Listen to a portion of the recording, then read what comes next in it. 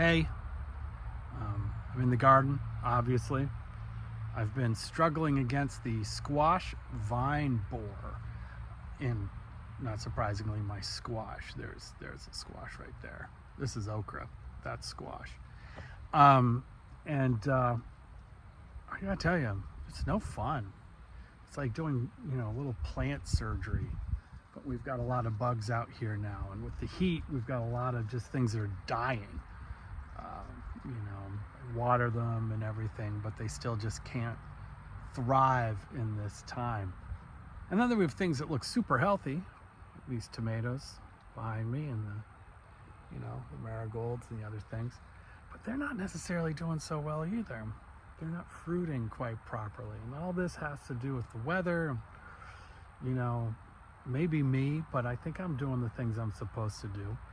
I think mostly it's the weather, and mostly just the late July-ness of it all. And that can be a situation for people too. We get tired. We sometimes have a lot of activity with very little to show for it too.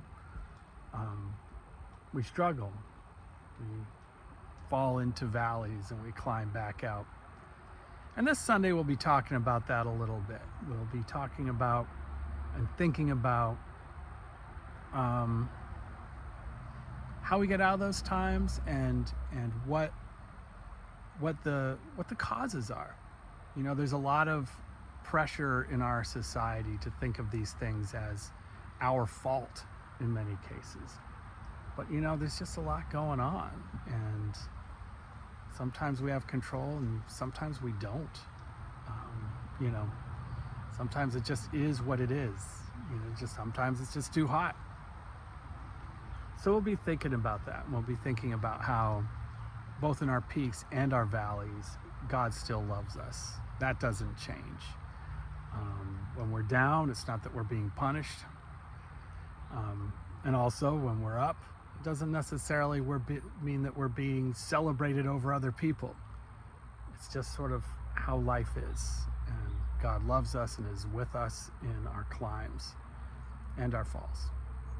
So anyway, that's all I had to say. I've got to get back to the squash vine borer and water some things and see what else I can do to get us through until the heat breaks and the air quality improves and all those good things. So I'll see you Sunday. Bye.